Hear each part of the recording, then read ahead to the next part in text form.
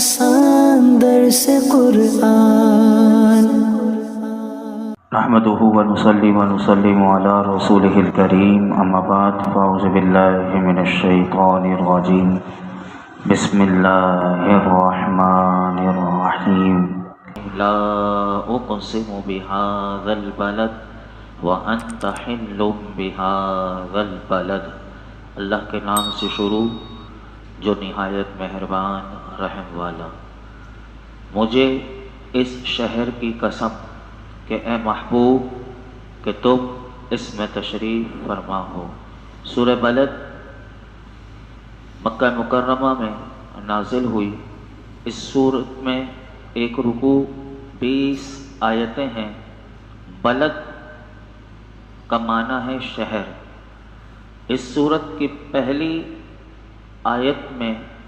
اللہ رب العالمین نے اپنے حبیب علیہ الصلوۃ والسلام کے شہر مکہ کی قسم ارشاد فرمائی۔ اس مناسبت سے اسے سورہ بلد کہتے ہیں۔ پہلی آیت کریمہ میں اللہ رب العالمین نے ارشاد فرمایا کہ لا اقسم بہذا البلد، مجھے اس شہر کی قسم۔ اس آیت اور اس کے بعد والی آیت کا مختصر خلاصہ یہ کہ اللہ رب العالمین نے ارشاد فرمایا اے پیارے حبیب صلی اللہ تعالی علیہ وسلم، مجھے اس شہر مکہ کی قسم جب کہ تم اس شہر میں تشریف فرما ہو۔ سورہ بلد کی دوسری آیت میں گویا کہ اللہ رب العالمین نے ارشاد فرمایا کہ اے پیارے حبیب کہ مکہ مکرمہ کو یہ عظمت آپ کے وہاں تشریف فرما ہونے کی وجہ سے حاصل ہوئی۔ علامہ شیخ عبدالحق محدث دہلوی رحمۃ اللہ تعالی علیہ فرماتے ہیں، آپ فرماتے ہیں کہ علماء فرماتے ہیں کہ اللہ تعالیٰ نے اپنی کتاب میں نبی کریم صلی اللہ علیہ وسلم کے علاوہ اور کسی نبی کی رسالت کی قسم یاد نہ فرمائی، اور سورہ مبارکہ لا اقسم بہذا البلد وانت حل بہذا البلد فرمایا کہ اس میں رسول اللہ صلی اللہ علیہ وسلم کی انتہائی تعظیم و تکریم کا بیان ہے، کیونکہ اللہ تعالیٰ نے قسم کو اس شہر سے کہ جس کا نام بلد حرام ہے اور بلد امین ہے مقید فرمایا، اور جب سے نبی پاک صلی اللہ علیہ وسلم نے اس مبارک شہر میں نزول اجلال فرمایا، تب سے اللہ کے نزدیک وہ شہر معزز اور مکرم ہو گیا۔ اور اسی مقام سے یہ مثال بھی مشہور ہوئی کہ شرف المکان بالمکین، یعنی مکان کی جو بزرگی ہے اس میں رہنے والے سے ہے، یعنی مکان کی جو عظمت ہے اس میں رہنے والے سے ہے۔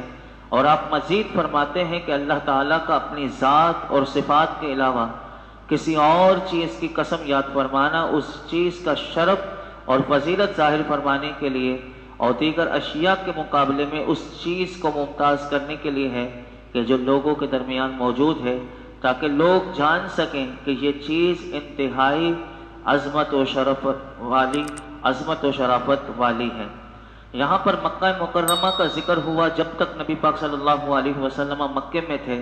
تو اللہ رب العالمین نے مکے کی قسم ارشاد فرمائی، اور یہاں فرمایا کہ محبوب تم اس شہر میں تشریف فرما ہو، تو مکے کو عظمت نبی پاک صلی اللہ علیہ وسلم سے ملی۔ اور جب نبی پاک صلی اللہ علیہ وسلم مدینے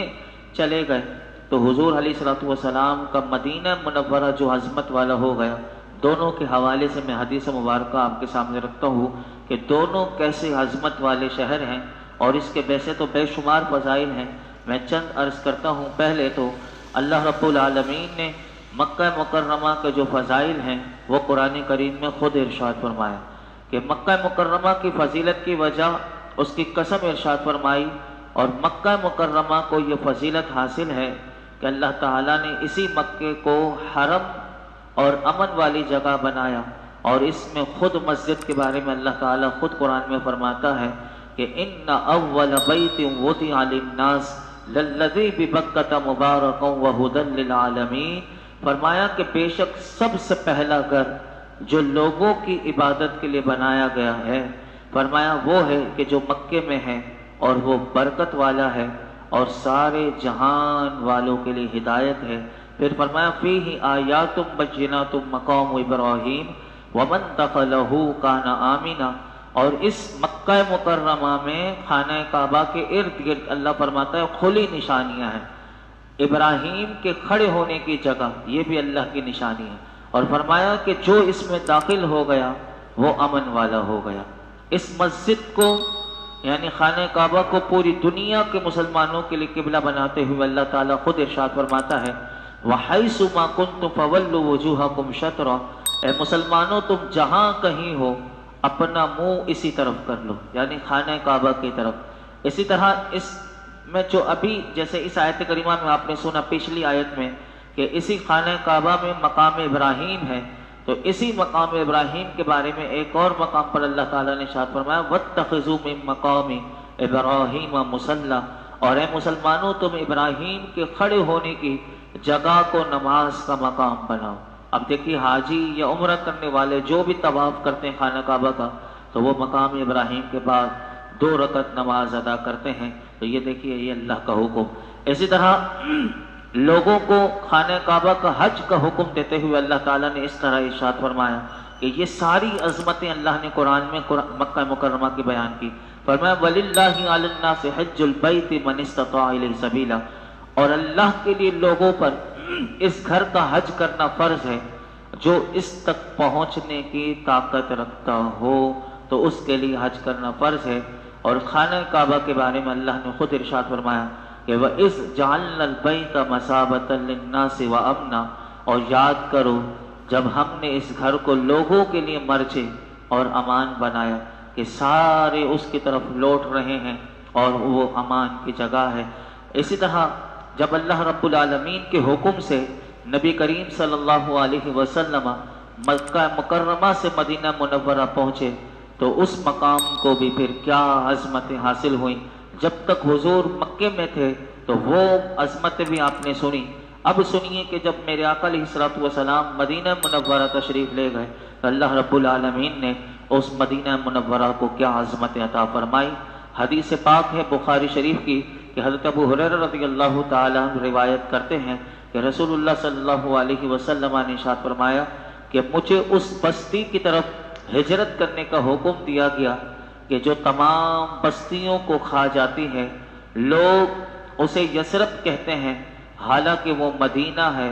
اور برے لوگوں کو وہ اس طرح دور کرتا ہے کہ جیسے بھٹی لوہے کے میل کچیل کو دور کرتی ہے۔ یعنی کیسا میرے آقا علیہ الصلوۃ والسلام کا مدینہ ہے کہ یہاں پر اس حدیث پاک میں اس کی عظمت کو بیان کیا۔ دوسری حدیث مسلم شریف میں ہے، حضرت جابر بن سمرہ رضی اللہ تعالیٰ عنہ روایت کرتے ہیں کہ رسول اللہ صلی اللہ علیہ وسلم نے ارشاد فرمایا کہ بے شک اللہ نے مدینے کا نام کعبہ رکھا ہے، یعنی مدینے کا نام بھی اللہ نے تجویز کیا، اور میرے آقا نے فرمایا کہ مدینہ منورہ کا نام اللہ نے کعبہ رکھا۔ اور تیسری حدیث ہے کہ میرے آقا علیہ الصلوۃ والسلام نے ارشاد فرمایا کہ مدینہ منورہ کے دونوں پتریلے کناروں کے درمیان کی جگہ کو میری زبان سے حرم قرار دیا گیا ہے۔ یعنی جیسے خانہ کعبہ حرم شریف ہے تو حضور کا جو مدینہ ہے تو میرے آقا علیہ الصلوۃ والسلام نے بتا دیا کہ کہاں تک حرم ہے، تو فرمایا کہ دونوں پتریلے کناروں کے درمیان کی جگہ کو میری زبان سے اللہ نے اس کو حرم یعنی قرار دیا ہے، یعنی حرمت والی جگہ کو قرار دیا ہے۔ چوتھی حدیث ہے حضرت سہل بن حنیف رضی اللہ تعالیٰ فرماتے ہیں کہ رسول اللہ صلی اللہ علیہ وسلم نے اپنے دست اقدس سے مدینہ منورہ کی طرف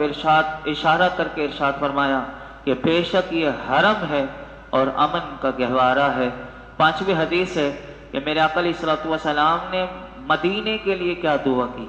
اب دیکھیے مکے میں برکت ہے تو مدینے میں کتنی برکت ہے۔ یہ حدیث پاک ہے کہ حضرت انس بن مالک رضی اللہ تعالیٰ عنہ روایت کرتے ہیں کہ رسول اللہ صلی اللہ علیہ وسلم نے دعا فرمائی کہ اللہ جتنی برکتیں مکے میں نازل کی ہیں فرمایا اس سے دگنی برکتیں مدینے میں نازل فرما، یعنی دگنی اللہ کی بارگاہ میں دعا کی کہ مدینے میں دگنی برکتیں نازل فرما۔ اور ایک اور حدیث سنیے کہ جنت میں اگر کوئی سیر کرنا چاہے، جنت کے باغوں میں دنیا میں کوئی جانا چاہے تو وہ بھی میرے آقا علیہ الصلوۃ والسلام نے اپنی امت پر کیسا کرم فرمایا کہ حضرت عبداللہ بن زید انصاری رضی اللہ تعالیٰ عنہ روایت کرتے ہیں کہ رسول اللہ صلی اللہ علیہ وسلم نے ارشاد فرمایا، میرے گھر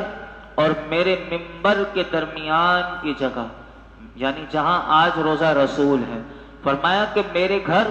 اور میرے ممبر کے درمیان کی جگہ جنت کے باغوں میں سے ایک باغ ہے، یعنی ریاض الجنہ جو ہے وہ جنت کا ایک ٹکڑا ہے کہ جو اس میں حاج بھی حاجی اور عمرہ کرنے والے ظاہرین وہاں کی برکتیں حاصل کرتے ہیں۔ اور ایک آخری حدیث پاک کہ مرنا چاہیے تو انسان مدینے میں مرے، اس کے بارے میں میرے آقا علیہ الصلوۃ والسلام نے خود ہی ارشاد فرمایا کہ حضرت عبداللہ بن عمرو رضی اللہ عنہما روایت کرتے ہیں کہ رسول اللہ صلی اللہ علیہ وسلم نے ارشاد فرمایا کہ جس شخص کو مدینہ منورہ میں موت آ سکے تو اسے یہاں ہی مرنا چاہیے، کیونکہ یہاں فرمایا کہ کیونکہ میں یہاں مرنے والوں کی خاص طور پر شفاعت کروں گا، یعنی مدینے میں مرنے والوں کے لیے حضور نے فرمایا کہ میں یہاں مرنے والوں کی خاص طور پر شفاعت کروں گا۔ تو اعلیٰ حضرت نے ان احادیث مبارکہ کی روشنی میں کیا خوبصورت شعر کہا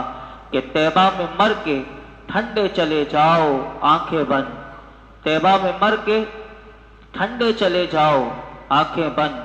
سیدھی سڑک یہ شہر شفاعت نگر کی ہے۔ اللہ تعالی ہم سب کو نبی پاک صلی اللہ علیہ وسلم کے قدموں میں موت نصیب فرمائے، ایمان کی سلامتی کے ساتھ۔ آگے ارشاد فرمایا ووالد وما ولد لقد خلقنا الانسان فی کبد،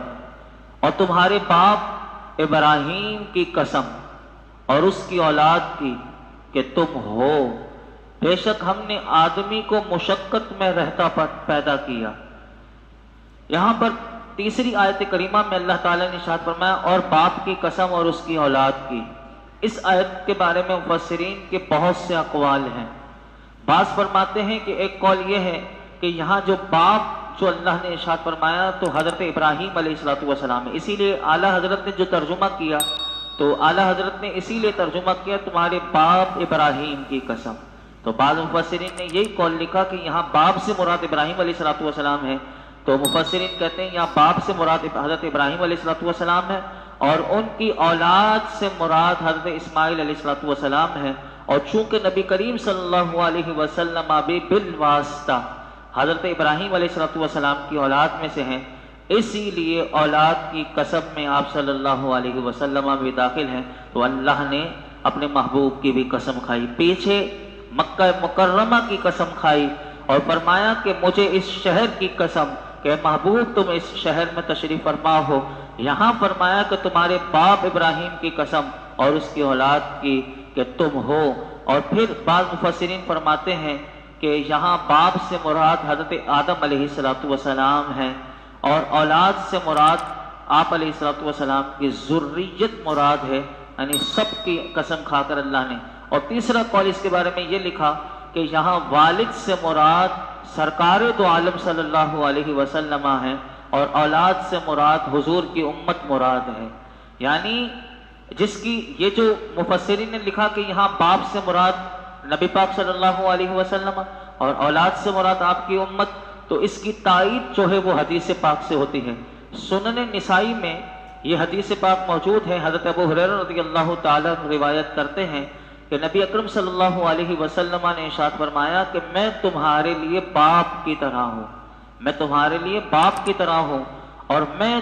تمہیں تمہارے دینی معاملات سکھاتا ہوں۔ تو یہاں حضور نے خود اپنے آپ کو اپنی امت کے لیے باپ کی طرح فرمایا کہ میں تمہیں تمہارے دینی معاملات سکھاتا ہوں۔ تو بعض مفسرین کہتے ہیں کہ یہاں اللہ رب العالمین نے فرمایا کہ اے محبوب تمہاری قسم اور تمہاری امت کی قسم، تو اس طرح بھی یہ ہو۔ اور پھر ارشاد فرمایا کہ یہ قسم ارشاد فرمانے کے بعد فرمایا لقد خلقنا الانسان فی کبد، کہ بے شک یقیناً بے شک ہم نے آدمی کو مشقت میں رہتا پیدا کیا۔ یہ آیت کریمہ بڑی قابل غور ہے۔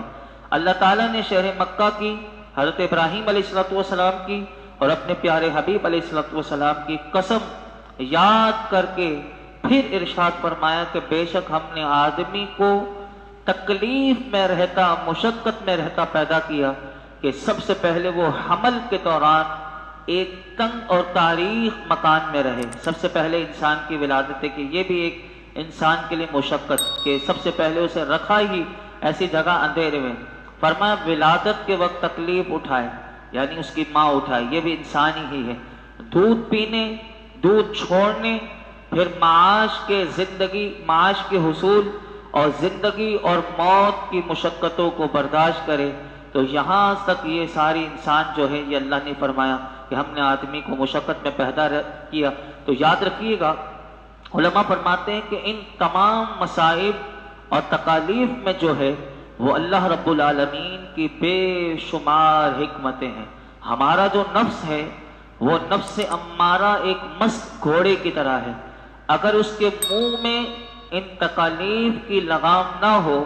تو یہ نفس جو ہے وہ ہمیں ہلاک کر دے گا، کیونکہ ان تکالیف کی لگام کے باوجود بھی انسان کا حال یہ ہے کہ یہ انسان ہی ہے کہ جو ظلم بھی کرتا ہے، قتل و غارت گری بھی کرتا ہے۔ یہ ظلم جو کرنے والا وہ انسان ہی ہے، قتل و غارت گری وہ انسان نے کی، چوری ڈکیتی وارداتوں کا مرتکب یہ انسان ہی ہے۔ اسی طرح فحاشی اور ریانی کے سیلاب یہ جو ہے وہ انسان نے ہی بہائے۔ نبوت کا جھوٹا دعویٰ کرنے والا حتیٰ کہ خدائی دعویٰ تک جو ہے وہ انسان نے ہی کیا۔ اگر ان تکالیف کی لگام ہٹا لی جائے تو پھر انسان سوچے کہ انسان کا جو حال ہوگا وہ تصور سے بھی بالا تر ہوگا۔ یعنی خدائی کا دعویٰ بھی فرعون نے کیا تو وہ انسان ہی تھا۔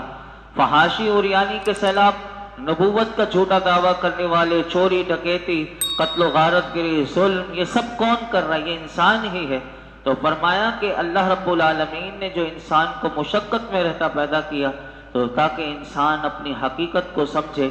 اور اس پر غور کرے۔ اگلی آیت کریمہ یہی آ رہی ہے کہ انسان نے یہ سارے کام تو کر لیے، لیکن پھر رب کا قرآن بھی آگے جو کہتا ہے، وقت میرا مکمل ہوا، آگے کل ہم سماعت کریں گے پرسوں انشاءاللہ، کہ جس میں اللہ نے یہی فرمایا ہے آگے کہ آدمی یہ سمجھتا ہے کہ ہرگز اس پر قدرت نہیں پائے گا، یعنی اس پر کوئی قدرت نہیں پائے گا۔ وہ یہ سمجھتا ہے کہ میرے اوپر کوئی کنٹرول نہیں، میں خدائی کا دعویٰ کر لوں، میں نبوت کا دعویٰ کر لوں، میں ظلم کرتا رہوں، چوری کرتا رہوں، ڈکیتی کرتا رہوں، کچھ بھی کرتا رہوں، میرے اوپر کوئی بھی یعنی میرا پرسان حال نہیں۔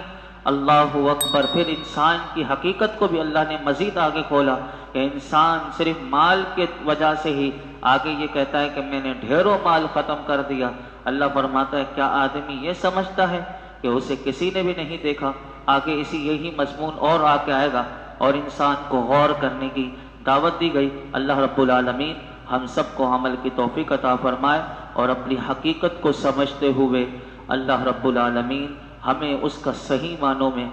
اس کی بندگی کرنے کی اللہ ہمیں توفیق عطا فرمائے۔ الحمدللہ رب العالمین، والصلاة والسلام علی سید الانبیاء والمرسلین وعلی آلہ واصحابہ اجمعین۔ یا اللہ پاک جو کچھ سنا ہے اس میں کوئی غلطی کوتاہی ہو معاف فرما دے، اپنی بارگاہ میں قبول فرما، ہمارے لیے سیکھنا سکھانا، سمجھنا سمجھانا آسان فرما، قرآن حکیم کے ساتھ وابستہ رہنے کی توفیق عطا فرما، مرتے دم تک قرآن حکیم پڑھنا، غور کرنا، سمجھنا، عمل کرنا، دوسروں کو سکھانا، یا اللہ ہمارے لیے آسان فرما۔ یا اللہ ہمیں قرآن حکیم کی برکتیں رحمتیں عطا فرما، قرآن کا نور، اس کا فیضان عطا فرما۔ یا اللہ تو ہم سے ہمیشہ کے لیے راضی ہو جا، ہماری آخرت اچھی فرما دے۔ اللہ مولائی کریم اپنا حقیقتاً خوف نصیب فرما، اپنی محبت عطا فرما، اپنے پیارے محبوب کی محبت عطا فرما، حضور کی مبارک زندگی کو پیش نظر رکھتے ہوئے حضور کی سنتوں کا عامل بنا۔ یا رب العالمین یہ جتنے حاضرین موجود ہیں سب کی جائز مرادوں پر اپنی رحمت کی نظر فرما۔ آج تک ہم نے جتنی دعائیں کی ہیں آئندہ کریں گے، پروردگار عالم ہماری تمام دعاؤں کو قبول فرما۔ صلی اللہ تعالی علی خیر خلق محمد وعلی آلہ وصحبہ اجمعین۔